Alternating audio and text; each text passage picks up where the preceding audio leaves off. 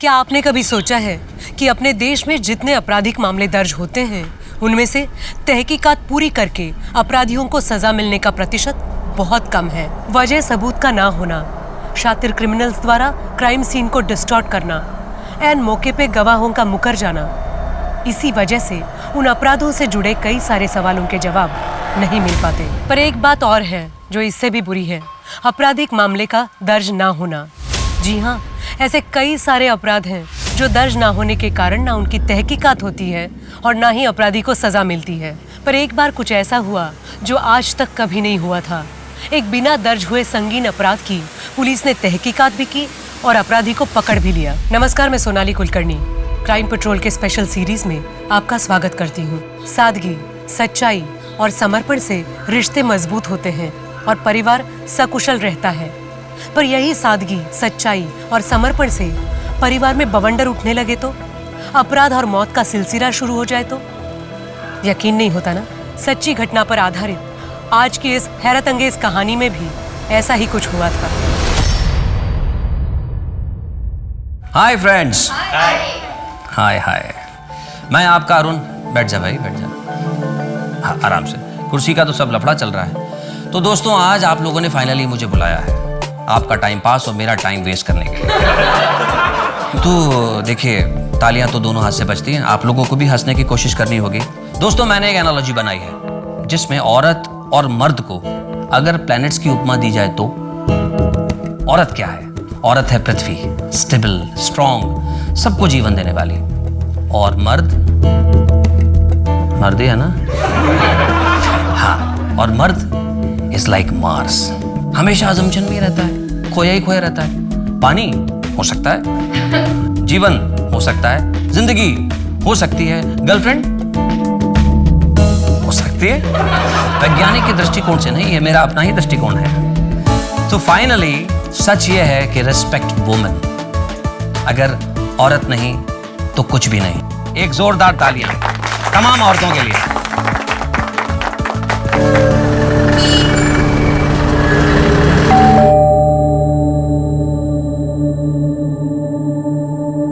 अरे आप यहाँ से गुजर रहा था तो सोचा आपका हालचाल पूछता चलो। आइए ना।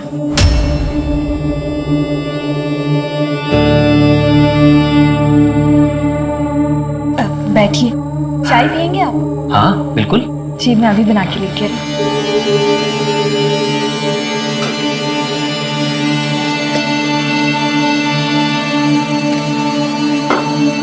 आप बस 2 मिनट रुकिए, मैं अभी आई। फिर से चाय की पत्ती खत्म हो गई?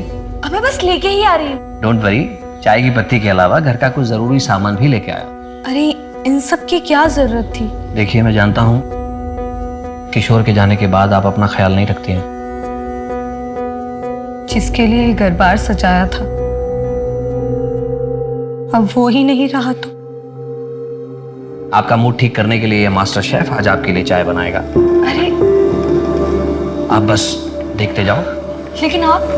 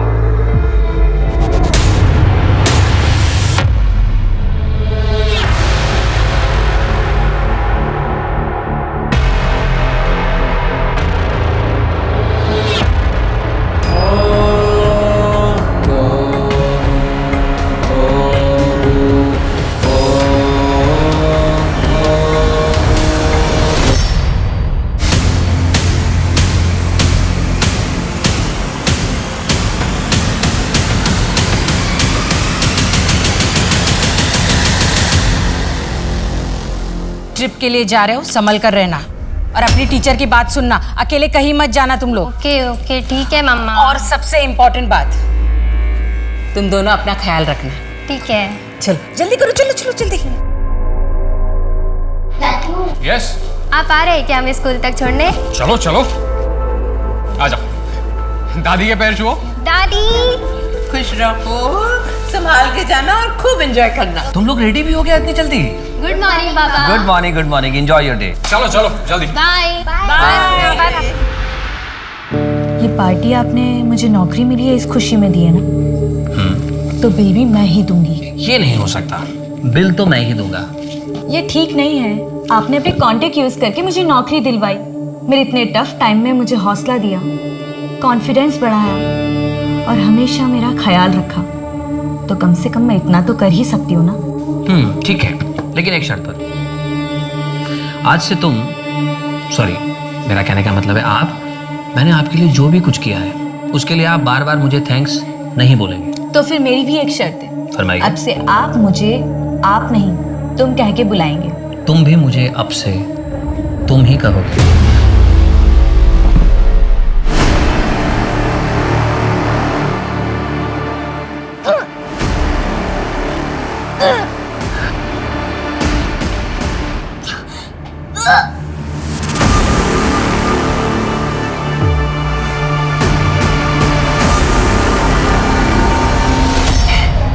सोनी, अरे क्या हो गया तुझे?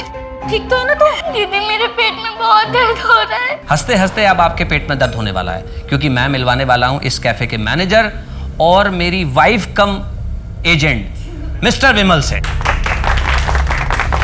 वो मैं इसलिए कह रहा हूं, इसने एक प्रोग्राम क्या दिला दिया, मुझ पे ही रुबाब दिखाता है और पैसे भी मुझसे लेता है पत्नी की तरह।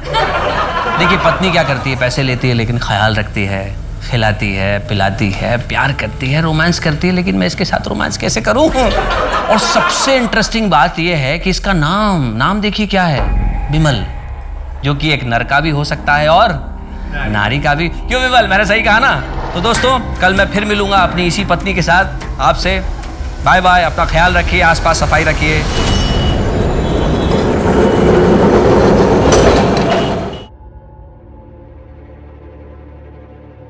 अरे इतनी सुबह सुबह कहाँ जा रहे हैं? बस माँ वो परेशान लग रहे हो, क्या बात है? कुछ नहीं माँ, हाँ प्रसाद दीजिए। ये क्या है तुम्हारे हाथ में? कुछ काम के कागजात है माँ। अरे दादा, आज तो आपको छुट्टी है ना? हाँ, लेकिन एक ज़रूरी काम याद आ गया, इसीलिए बाहर जा रहा हूँ। अच्छा माँ, जाता हूँ। बेटा जाता हूँ नहीं, बोलो आता हूँ। आता हूँ माँ। सुनिए, बिना चाय पिए ही चले गए। अरे भाभी, दादा चले गए तो क्या हुआ, मैं हूं ना। और आपने इतने प्यार से चाय बनाई है, वो वेस्ट थोड़ी होने दूंगा। दीजिए। बहू, अरुण की कुछ खबर? सुबह से निकला है, कुछ खाया पिया भी होगा कि नहीं? और बच्चे पिकनिक पे गए हैं, उनकी कोई खबर? बच्चे ट्रिप में मौज कर रहे हैं, बहुत खुश है वो लोग। मेरी फोन पे बात हुई थी, पर अरुण की। हाँ ठीक है, आपको जैसे ही कुछ पता चले मुझे तुरंत कॉल करो। Okay bye. अरुण की कोई खबर? नहीं माँ, किसी को नहीं पता वो कहाँ है। मैंने सबसे पूछ लिया, समझ में नहीं आ रहा, अपना फोन बंद करके बिना किसी को पता है कहाँ चले गए हैं। एक हंसता खेलता परिवार छोटी छोटी खुशियों को बटोरते अपनी जिंदगी गुजारता है। अरुण का परिवार भी कोई अपवाद नहीं था। सब कुछ ठीक ही लग रहा था कि अचानक अरुण के गायब होने से पूरा परिवार परेशान हो गया। वो समझ ही नहीं पा रहे थे कि ऐसा क्यों हुआ और अब आगे क्या करें। अरुण पे ऐसी क्या बीत रही होगी कि उसे घर बार छोड़ के जाना पड़ा। वो खुद ही कहीं चला गया था या उसके साथ कोई हादसा हुआ था। अनहोनी के संदेह से परिवार के पैरों तले जमीन खिसक गई। 24 घंटों तक इंतजार करने के बाद भी जब अरुण नहीं लौटा तो परिवार पुलिस से मदद मांगने पहुंच गया। कल सुबह से मेरा बेटा कहीं चला गया है, उसे कहीं से भी ढूंढ कर लाइए। आप लोगों ने ऑफिस वालों से, दोस्तों से, रिश्तेदारों से पूछताछ की? सबसे पूछा सर। फिरौती का कोई फोन आया था? नहीं सर। बाहर वालों से किसी के साथ झगड़ा, किसी ने धमकी दी हो? हाँ सर, एक बार दादा ने उनके मैनेजर बिमल पे जोक बनाए थे। लोगों को तो बहुत मजा आया था, लेकिन बिमल बहुत भड़क गया था। पहले ही पहुंच जाते तो अच्छा रहता। हाँ, मजाक हो रहा था मेरा। कमीने। विमल मेरी बात सुन, तूने मुझे वहाँ सबको हंसाने के लिए तो बुलाया था। मैं बस अपना काम कर रहा था, लोगों को हंसाने की कोशिश कर रहा था। देख, दिल से सॉरी बोल रहा हूँ, जो हुआ उसे भूल जा। अरे सबके सामने इंसल्ट करता और इधर अकेले में सॉरी बोलता है। अरे छोड़ो यार, इनको क्या कर रहे हो आप? तूने मेरा इंसल्ट किया ना, देख मैं तेरे साथ क्या करता हूँ। ये छोड़ ना। सर ये बिमल बहुत टेढ़ा आदमी है, कब किसके साथ क्या कर बैठे कुछ कह नहीं सकते। बिमल के अलावा और किसी पे शक है आपको? हाँ, नहीं सर। ठीक है, हम अरुण को ढूंढने की कोशिश करते। आप जा सकते। इस बिमल की हिस्ट्री ज्योग्राफी निकाला, अरुण की और बिमल के कॉल रिकॉर्ड्स चेक करो, उनकी लास्ट लोकेशन मैच करके देखा, और हाँ, अरुण के बैंक डिटेल्स भी निकाला। हो सकता है ये पैसे वगैरह का मामला।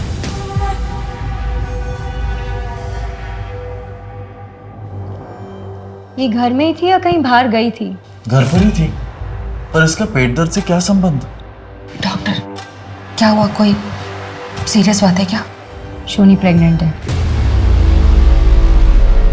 सर अरुण के कॉल रिकॉर्ड्स मैंने बहुत अच्छे से स्टडी किया। अरुण के कॉल रिकॉर्ड्स के हिसाब से अरुण और जैस्मिन के बीच दिन में कम से कम 5 से 6 बार बात होती थी, और बातें बहुत लंबे लंबे होती थी सर। ये जैस्मिन कौन? सर अरुण के दोस्त की वाइफ। कुछ ही महीनों पहले उसके दोस्त की मौत हो गई, और अगले ही हफ्ते से उन दोनों में बातचीत शुरू हो गई थी सर। अरुण के बैंक डिटेल्स हैं? हाँ सर, ये देखिए। लेकिन बैंक स्टेटमेंट से एक इंटरेस्टिंग बात पता चली है सर। जैस्मिन से मिलते हैं सर।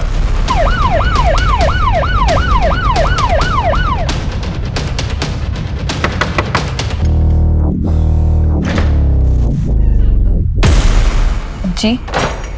आप जैस्मिन? जी। आपको तो पता ही है कि अरुण लापता। कुछ आइडिया हो कहाँ होगा? नहीं सर। फोन पे बातचीत होती थी आप लोगों की? नहीं सर, सिर्फ 1-2 बार ही हुई होगी। और पैसों का लेन देन? मैं उनसे पैसे क्यों लूंगी सर?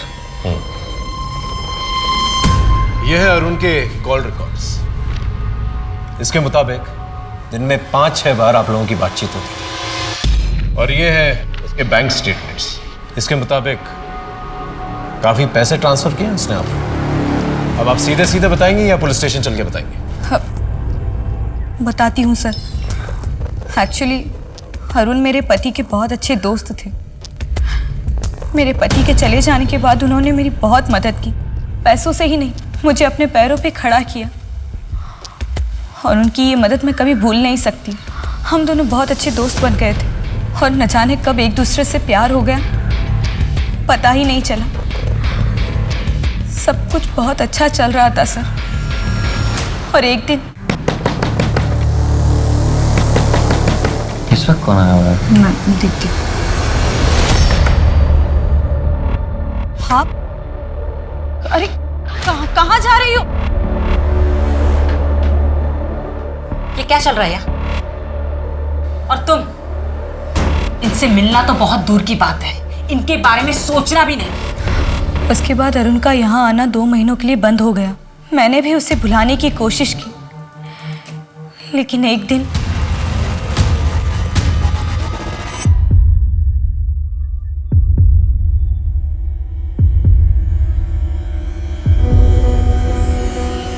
कितने दिनों बाद आए हो? कैसी है? नहीं, मैं तुम्हारे झांसे में नहीं आने वाला। तुम भी तो धोखेबाज हो सकती हो शीतल की तरह। जैसे उसने मेरी आधी जिंदगी बर्बाद कर दी, आधी जिंदगी तुम बर्बाद करोगी। क्या हुआ है अरुण? क्यों इतने परेशान हो?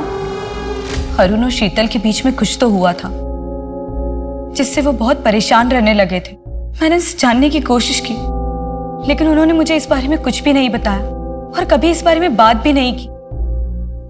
वो हर वक्त उदास रहने लगे, हर वक्त परेशान रहा करते थे, और मुझसे जब रहा नहीं गया तो मैंने जिद करके उनसे आखिर पूछ ही लिया। लेकिन उन्होंने मुझसे कहा कि वो बात बताने से अच्छा है कि वो मर जाए। और उसके बाद मेरी कभी हिम्मत ही नहीं हुई कि मैं उनसे उस बारे में कभी बात करूं। लेकिन सर, वो जो भी बात थी वो उन्हें अंदर ही अंदर खाए जा रही थी।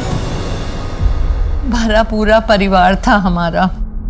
तीज त्योहार, खाना पीना, दोस्त रिश्तेदार, हंसी ठहाका।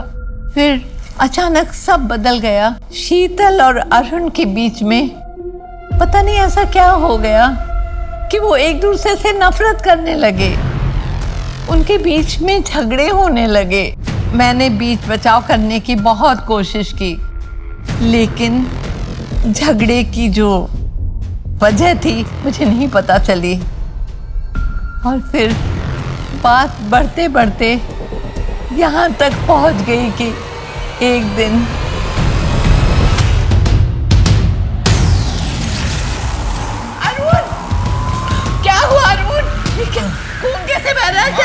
दादा क्या हुआ? माँ क्या हुआ दादा को? दादा आप उठो। हाँ क्या हो गया इनको? बैठो दवा का डब्बा लाओ। कहाँ है दवा? कहाँ है? बाहर रखा होगा ना। दादा जल्दी ले आओ, एक मिनट। जल्दी ले आओ। शीतल अच्छी बहू है, समझदार पत्नी है, प्यारी माँ है, हमारे परिवार की नाक है। उन दोनों का रिश्ता बहुत अच्छा था, पर उस दिन के हादसे के बाद हम सब हैरान हैं। अरुण और आपके बीच में किस बात की वजह से टेंशन था? हर पति पत्नी में जितना टेंशन होता है बस उतना ही, और कुछ नहीं। देखिए, मैं मानता हूँ हर पति पत्नी में झगड़े होते हैं, लेकिन ऐसे नहीं होते कि खून बहने लगे, जो अरुण के सर से बह रहा था। जैस्मिन को जानती हैं? कहीं वही तो वजह नहीं आप दोनों के झगड़े की? कुछ दिनों से अरुण का बर्ताव कुछ अजीब सा चल रहा था। अरे क्या बात है भाभी, बहुत अच्छे लग रहे हो इस साड़ी में। हरी के छोटे भाई की शादी में जा रहे हैं, इसलिए ये साड़ी पहनी। हाँ, वहाँ पे आपको देख के लोग बेहोश ही हो जाएंगे। और तुम? चले? तुम आओ जरा, कुछ बात करनी है। एक मिनट आई।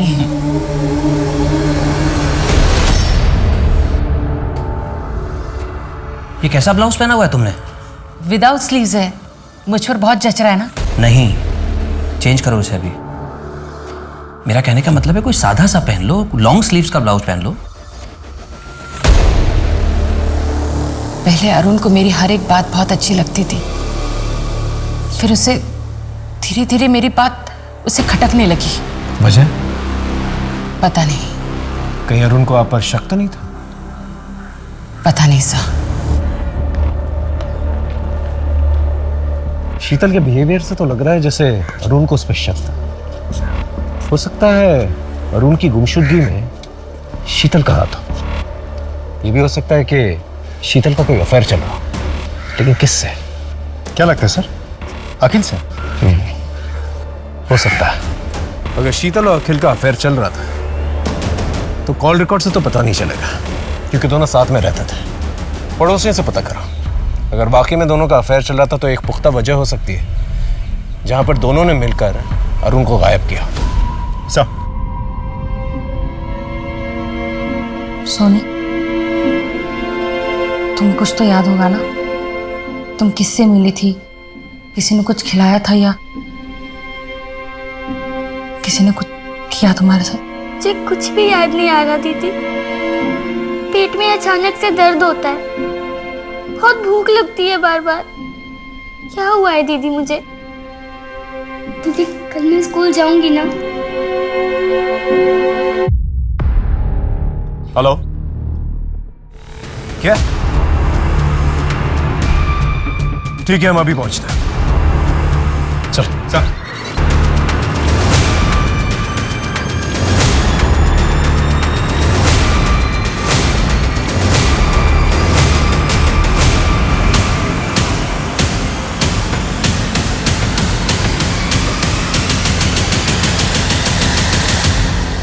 सर ये तो अरुण है।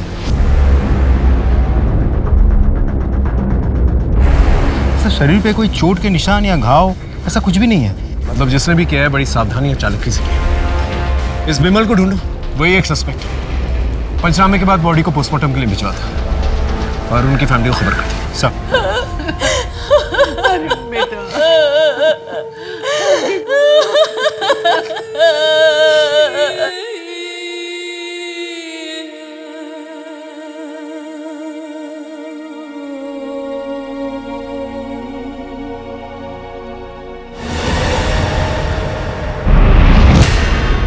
सर विमल का पता चल गया। कहाँ पर है? एक लॉज में छिपा बैठा है। लेकर आओ। तूने ही अरुण को मारा ना? मैंने अरुण को नहीं मारा सर। उसने तेरा मजाक उड़ाया था, तूने उस पर हाथ उठाया और मौका मिलते ही तूने उसका मर्डर भी कर दिया। मैं उस झगड़े को कब का भूल गया हूँ सर। तो फिर शहर छोड़ के क्यों भागा था? लॉज में क्यों छुपा हुआ था? सर मैं कर्जे में डूबा हुआ हूँ, साहूकार मुझे ढूंढ रहे थे, इसलिए घर छोड़ के यहाँ लॉज में रह रहा हूँ। सारे मोटिव्स तेरे पास ही हैं अरुण को मारने के लिए, और कोई नहीं मारना चाहता था उसे? है सर। कौन? अरुण की बीवी शीतल। क्या? हाँ सर। वो अरुण को क्यों मरना चाहेगी? सर अरुण ने मुझे खुद बताया था, जब भी वो अपनी पत्नी के करीब जाता था वो इसकी बेइज्जती करती थी, कहती थी बदबू आ रही है। सर यहाँ तक कि वो उल्टी भी कर देती थी। सर विमल ने शीतल के बारे में जो कुछ भी कहा, शीतल ने या अरुण की माँ ने कभी भी ऐसा कुछ नहीं बताया हमें। एक पत्नी अपने पति को इसलिए मार देती है क्योंकि उससे बदबू आती है। ये बात कुछ हजम नहीं हो रही। जरूर कोई और वजह है जो घर वाले भी हमसे छुपा रहे हैं। ये शीतल अखिल के रिलेशनशिप के बारे में कुछ पता चला? इसे पता लगाने की कोशिश कर रहे हैं, थोड़ा सा समय लगेगा।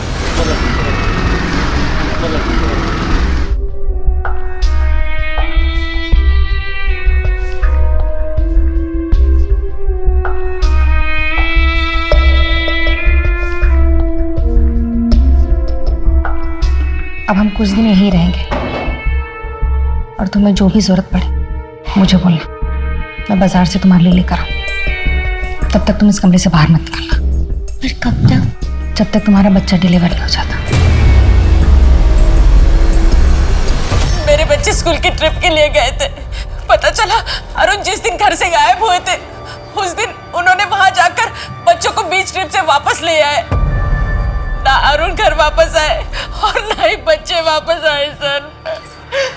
तो उसके बाद अरुण की लाश मिली। और कुछ? सर रजिस्टर्ड पोस्ट से आज ये दादा का लेटर है। मैं आत्महत्या कर रहा हूं।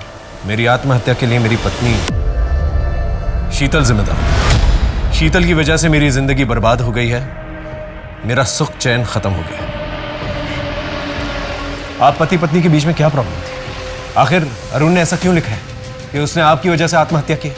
सर मुझे कुछ नहीं पता, सिर्फ आप लोग मेरे बच्चे को ढूंढ कर लाइए सर। अरुण घर से निकला, फिर उसने बच्चों को पिकअप किया और उसकी लाश फिर कुएं के पास मिली।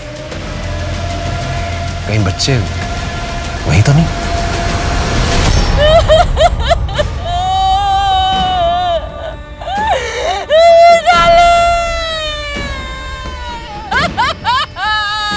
प्लीज हम आपका दुख समझते हैं, ठीक है? हमें अपनी कार्रवाई करनी है। प्लीज प्लीज संभालिए अपने आप।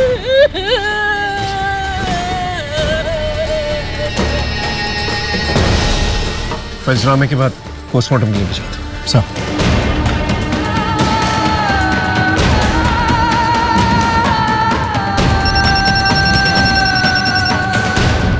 हाँ बोलो। क्या?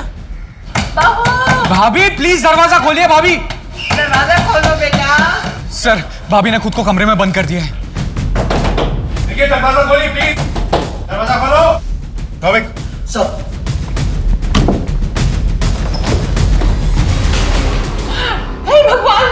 भाभी शीतल की हालत देख के ही पता चलता था कि उस पे क्या बीत रही होगी। उसने बचपन में माँ बाप और अब पति और बच्चे खोए थे।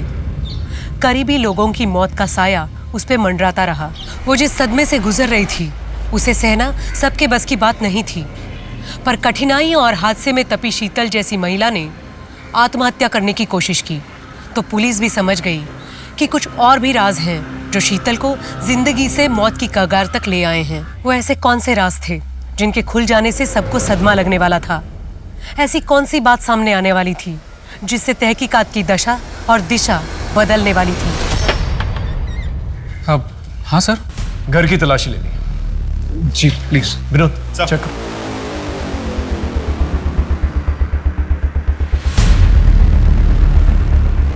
सर अंदर अरुण के कमरे के कबर्ड से ही मिला। ये देखिए। अरुण और शीतल के बीच में क्या प्रॉब्लम थी? नहीं भी पता। इस बोतल में ऐसा क्या खास है जो इस तरह से पैक करके रखा हुआ है इसे? सर वो दादा के बाल झड़ रहे थे ना, तो वो डॉक्टर के पास से ये तेल ले आए थे और भाभी को इसकी स्मेल पसंद नहीं थी तो इसलिए शायद ऐसे पैक करके रखा होगा।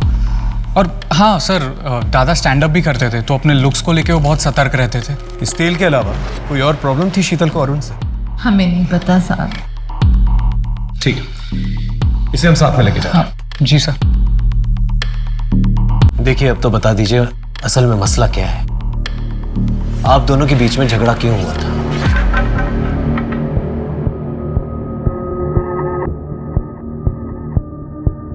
ये तेल हमें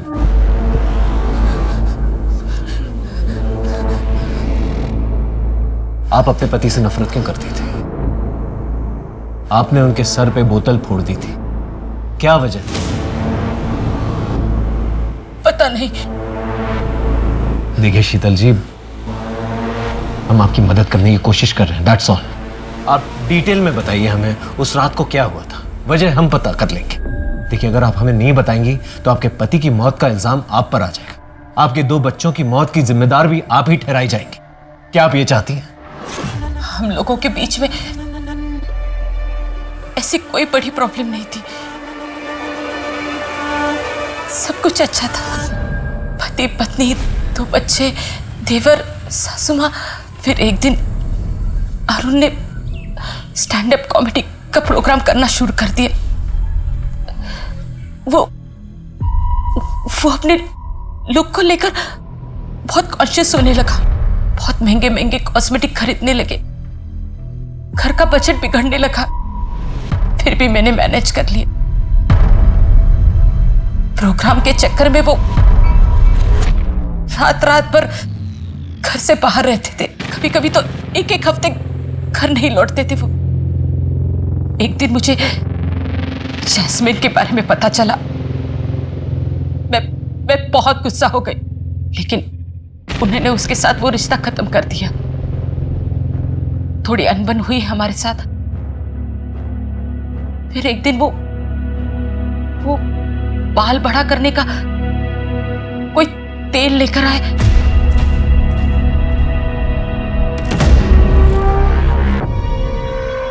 अरुण, कितनी बदबू आ रही है, मत लगाइए ये तेल।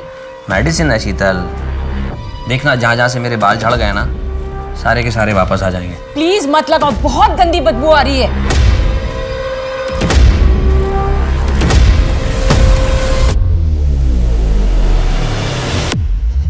शीतल, सो गई क्या? हे शीतल, शीतल क्या हुआ? अरे अरे शीतल, ये क्या किया तुमने?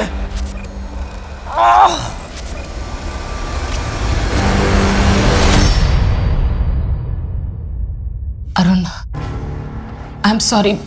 वो बाय मिस्टेक से मैंने सर पे। I am really sorry Arun, मुझे माफ कर दो। शीतल, आखिर तुम्हें हो क्या गया था? हमारे बीच में ऐसी कोई बात नहीं थी, तुमने अपना आपा खो दिया। सच बताओ क्या बात है, बोलो। कहीं तुम मुझे गलत ना समझ लो।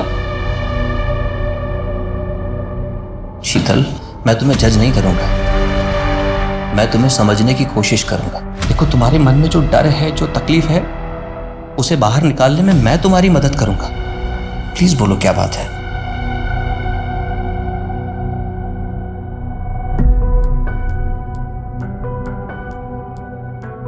मैं 13 साल की उम्र में ही मां बन गई थी। कब क्या हुआ मुझे कुछ पता नहीं।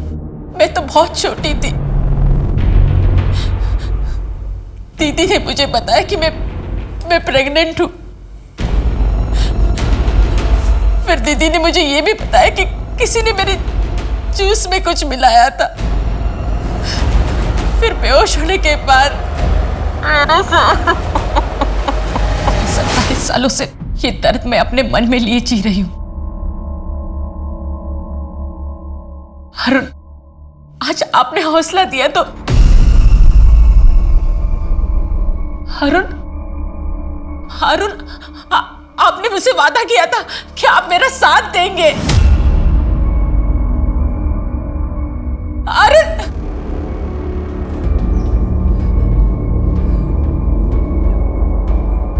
एक तो कच्ची उम्र में ऐसी पीड़ा के साथ जी रही थी। 13 साल का शरीर डिलीवरी का सदमा नहीं झेल पाया, इसलिए डिलीवरी होते ही मेरा बच्चा मर गया। आपने रेप की कंप्लेन लिखवाई थी? नहीं। क्यों? मैं बहुत छोटी थी। मुझे ये याद ही नहीं आ रहा था कि मेरे साथ ये बार बार कौन कर रहा था। हमेशा मुझे, मैं नींद में हूं यही लगता था।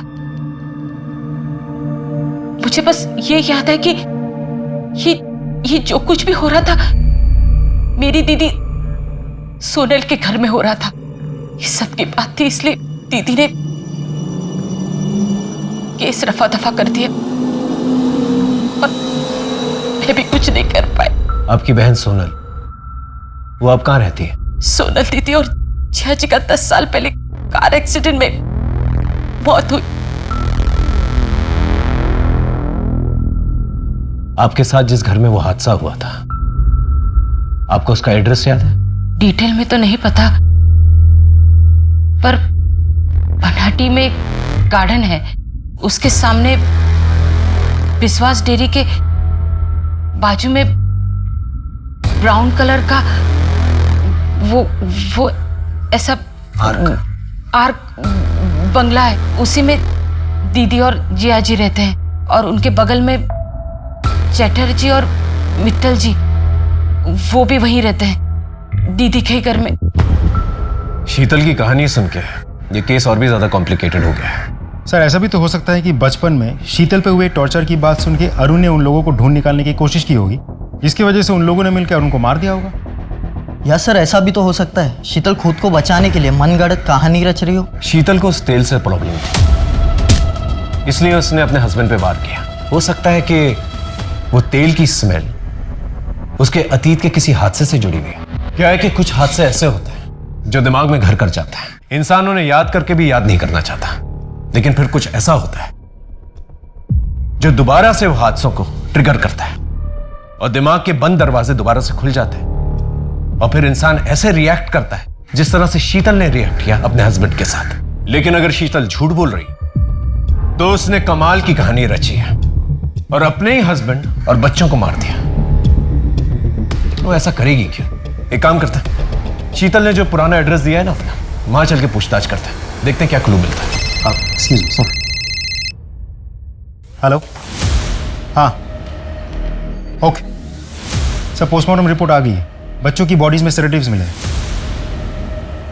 इसका मतलब नींद की गोलियां देकर बच्चों को मारा गया है। सोनी, 10 साल पहले जो हुआ उसे भूल जाओ। सारे मर्द एक जैसे नहीं होते, कुछ अच्छे भी होते हैं। ये देखो, मैंने तुम्हारे लिए एक अच्छा सा लड़का देखा है, तुम इससे शादी कर लो, ये तुम्हें बहुत खुश रखेगा। अरे ज़्यादा सोचो मत, मैंने हाँ कह दी है, बस 15 दिन में शादी होने वाली है। मैं चलती हूँ, मुझे बहुत तैयारियाँ करनी है।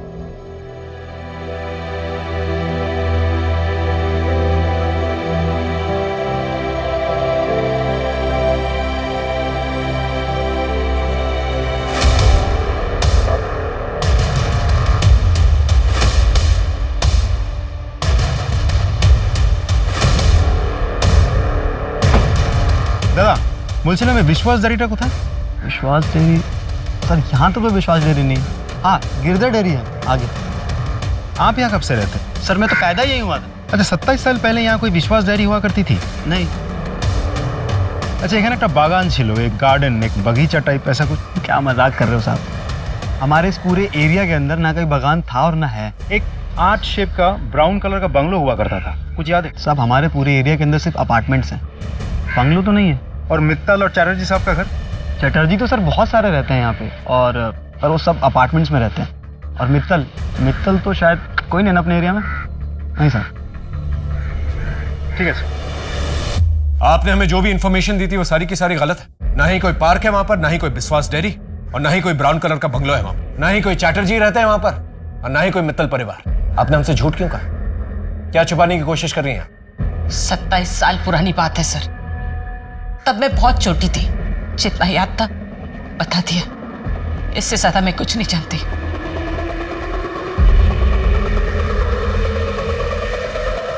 सर, ये औरत सिर्फ घुमा फिरा के बात कर रही है, देख लीजिएगा फिर से कोई नाटक करेगी। इसकी सास से पता करो इसका रिश्ता किसके जरिए आया था, हो सकता है कोई क्लू मिल जाए। Right sir. गिरीश जी, कुछ तो याद होगा आपको। शीतल की बहन और मैं हम साथ में काम करते थे। शीतल की बहन की और मेरी कभी ज्यादा बात नहीं होती थी, लेकिन एक दिन अचानक वो जॉब छोड़कर चली गई थी। उसके कई सालों के बाद वो मुझे एक दुकान में मिली थी। तब मेरी उससे कुछ बात हुई थी। तब उसने बताया कि वो शीतल की शादी करने वाली है। मैंने भी उसको बताया कि मेरी नज़र में कुछ लड़के हैं, उनमें से एक लड़के अरुण के साथ उसकी शादी हो गई थी। उसके बाद हमारी मुलाकात नहीं हुई। ये शीतल और उसके पति, ये दोनों कहाँ रहते थे? ये दोनों अग्रपाड़ा में रहते थे।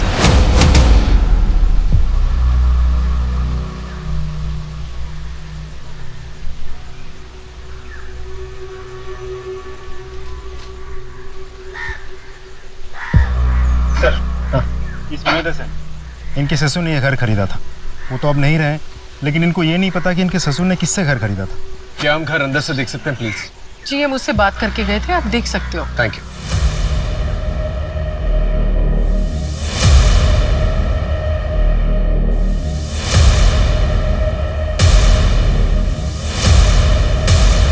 याद आ रहा है घर देख के? हाँ, मैं यहाँ 5 साल रही हूँ।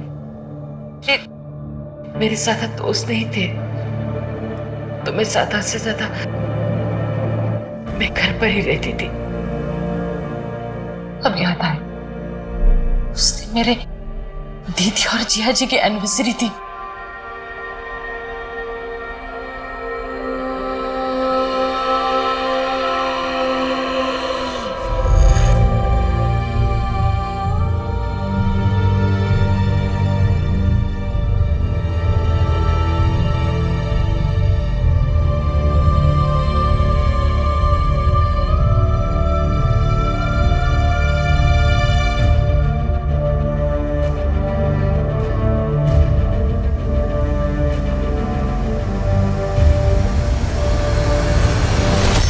अब मुझे यकीन हो गया कि वाकई शीतल के साथ बचपन में वो अत्याचार हुआ है। सर, सिर्फ शीतल के रोने धोने की वजह से हम उसकी बातों पे यकीन कर ले या उसको बेकसूर मान ले, मुझे नहीं लगता ये सही रहेगा।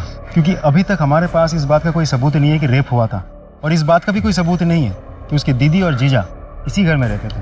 ठीक है, आस पड़ोस में पूछताछ करते हैं उस पुराने हादसे के बारे में, देखते हैं क्या निकल के आता है। मैम, 27 साल पहले यहाँ पास में एक परिवार रहता था।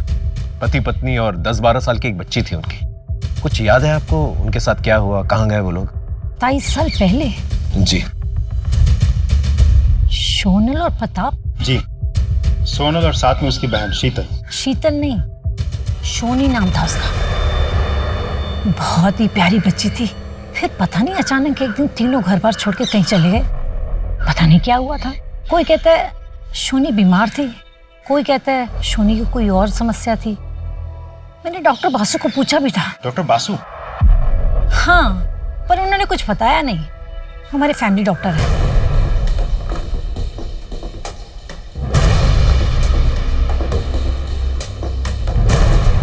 सर, मैं आपको थोड़ी देर में फोन करता हूँ। जी हाँ। सोनल और प्रताप के पुराने सामान में से ये फोटो एल्बम मिला। फोटोज को अच्छी तरह से चेक करो। 27 साल पुरानी बात है, मतलब 1993। हो सकता है कोई क्लू मिल जाए। और सोनल और प्रताप के सोशल अकाउंट्स भी चेक करो। Right sir.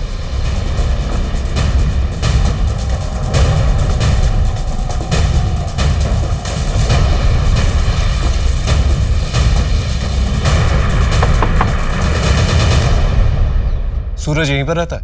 सूरज यहीं पे था, लेकिन वो भाग के चला गया है घर से। मिल नहीं रहा है वो, हम ढूंढ रहे हैं उसे।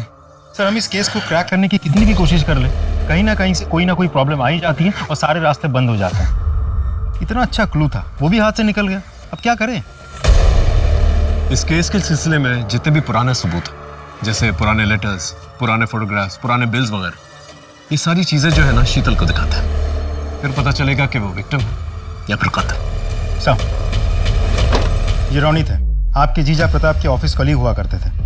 ये श्रीनाथ है, आपके दीदी के घर के पड़ोसी हुआ करते थे।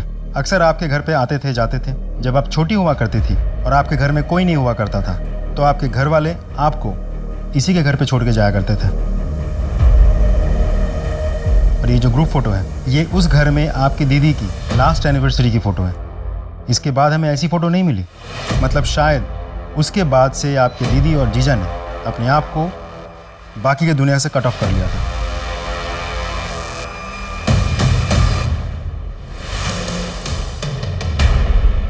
ऐसा क्या था इस फोटोग्राफ के अंदर जिसे देखकर शीतल ने इस तरह से रिएक्ट किया? Sir, sketch artist. हाँ, ये फोटो देख रहे हो? ये फोटो 27 साल पुरानी है। इस फोटो में जितने भी लोग हैं 27 साल के बाद कैसे दिखेंगे उसका एक स्केच चाहिए, अपने मुताबिक बना के लेंगे।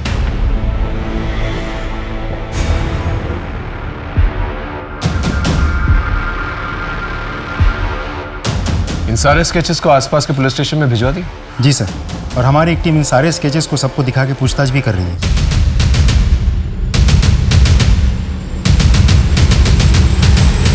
सर, इस फोटो में 2 लोगों की मौत हो गई है। और ये बाकी 3? सर, इनके भी डिटेल्स मिले हैं। ये तीनों प्रताप के दोस्त हुआ करते थे, अक्सर प्रताप के घर जाते थे। 3 में से 2 तो प्रताप के दूर के भाई हैं और एक दोस्त। स्टेज तो सेट, बस सूत्रधार को ढूंढने की जरूरत है।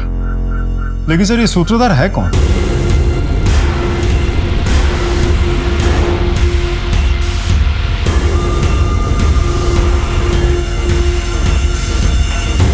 आप लोग सोनल और प्रताप को जानते थे? हाँ, वो हमारे बहुत अच्छे दोस्त थे। वैसे प्रताप हमारे दूर के भाई थे, लेकिन दोस्त करीबी थे। आप शीतल, इनमें से किसी को पहचानती? किसी की शक्ल याद है तुम्हें? नहीं सर, इनमें से किसी की भी शक्ल मुझे याद नहीं है। ये किस बात की तहकीकात हो रही है? कौन है ये मैडम? जी, ये शीतल है, सोनल की छोटी बहन। उन्हीं के साथ रहती थी। ओ शीतल, हाउ आर यू? कैसी हो? पहचाना? मैं अविनाश। चलो भाई, निकलेंगे अब। जी जी, आप लोग जाइए। हाँ।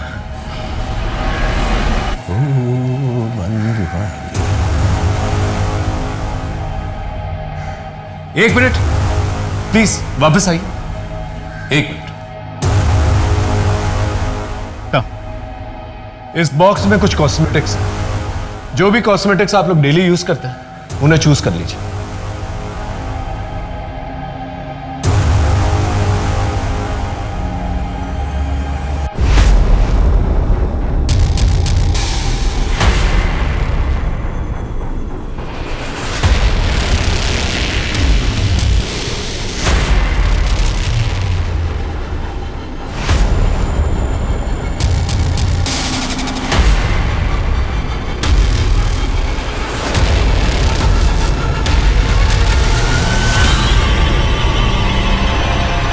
तुम हो ना जिसने मेरे साथ गलत किया, एक बच्ची के साथ गलत किया, ने मेरी जिंदगी बर्बाद की, मेरी इज्जत लूटी। मैं तुम्हें छोड़ूंगी नहीं।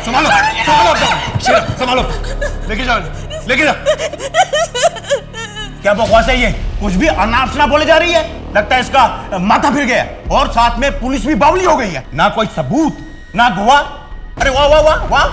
27 साल पहले की मनगढ़ंत कहानी गढ़ करके तुम मेरी बदनामी कर रहे हो। मनगढ़ंत कहानी है या सच, वो तो हम पता लगा ही लेंगे। लेकिन तकलीफ से अगर बचना चाहता है ना, तो अभी सच बता दो। 13 साल की शीतल को तुमने क्या क्या किया था? क्या बकवास कर रहे हो? मैंने कभी किसी पर कोई अत्याचार नहीं किया। बिना किसी सबूत के आप कोई आरोप नहीं लगा सकते। मैं जा रहा हूं। रुकिए, जब तक का डीएनए टेस्ट नहीं हो जाता ना आपका, आप कहीं नहीं जा सकते। कर लो डीएनए टेस्ट। मैच किससे करोगे? ये सूरज, जब शीतल 13 साल की थी, उसका एक बच्चा पैदा हुआ था। वो मरा नहीं था, जिंदा है। वही ये बच्चा है। जब तक डीएनए टेस्ट नहीं आ जाता, यहीं पर रुको।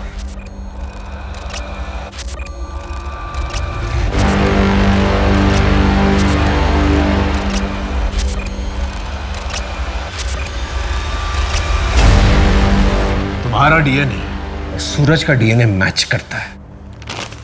अब सीधे से सच बोलेगा या मार खा के बोलेगा? बोल।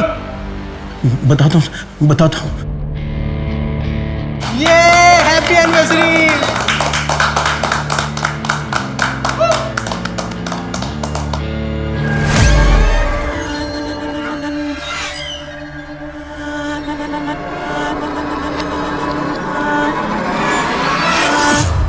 जूस।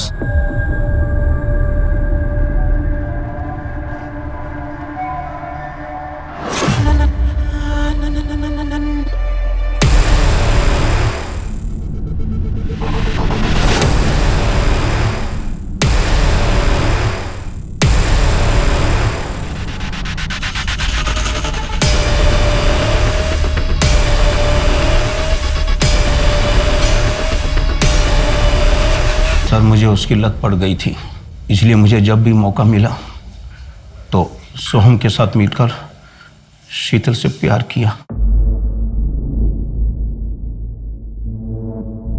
अविनाश ने तो अपना गुनाह कबूल कर लिया है। अब तुम दोनों बताओ, 13 साल की शीतल के साथ तुम दोनों ने क्या क्या किया था? सर इस बात को 27 साल हो गए। अब इतने सालों बाद एक गलती को लेकर आप क्यों बवाल कर रहे हो? 27 साल पहले जो तुम लोगों ने गलती की थी, उसका बोझ शीतल आज तक उठा रही है। बचपन में मेरे साथ हुए अत्याचार से मेरे मन में एक हमेशा के लिए दर्द बना रहा, एक कमजोर पल था जब अपने आप पर बीती हुई बात मैंने अपने पति से कही। वही मेरी सबसे बड़ी गलती थी। पाप किया है शीतल तुमने, धोखा दिया है मुझे। जरूर तुम्हारे ही चाल चलन में कोई खोट रही होगी, तभी तो उन लोगों ने तुम्हारी इज्जत पर हाथ डाला। मेरा ही नसीब खराब था जो तुम जैसी बच्चालन औरत से मेरी शादी हुई। अरुण, अरुण मैंने कहा ना, मैं दूर हटो मुझसे। अरुण, अपने पति पर भरोसा करके अपनी जिंदगी का सबसे बड़ा दर्द मैंने उनके साथ शेयर किया। मैंने सोचा वो मुझे सहारा देंगे, मेरा हौसला बढ़ाएंगे, पर वो तो मुझसे नफरत करने लगे, मुझ पर शक करने लगे, और तो और हमारे बच्चे उनके नहीं किसी और के हैं ये समझकर उन्होंने बच्चों को भी मार दिया। अगर अरुण का मुझ पर विश्वास होता तो न वो बच्चों को मारते और न खुद आत्महत्या करते। वो ये एक इम्पॉसिबल केस था जो शायद कभी सॉल्व ना होता। 27 साल पहले हुए एक भयंकर अपराध को पुलिस ने बिना किसी एफआईआर, बिना किसी पुख्ता सबूत, बिना किसी चश्मदीद गवाह के उजागर किया। उन अपराधियों को पकड़ा और कोर्ट से उन्हें सजा भी दी गई। हम अक्सर कहते हैं कि अगर आपके साथ क्राइम हुआ है तो ओपन अप, उसके बारे में खुल के बात करो, न्याय मांगो। पर ओपन अप होना इतना आसान नहीं होता, क्योंकि हमारे समाज में कड़वी सच्चाई को स्वीकार करने की हिम्मत नहीं है। तभी तो लगभग 99% रेप केसेस रिपोर्ट नहीं होते। ताज्जुब हुआ ना? पर यही सच्चाई है। इसे बदलना हो तो हमें वैसा माहौल बनाना पड़ेगा। औरत की पीड़ा सुनने और समझने की हिम्मत रखनी होगी।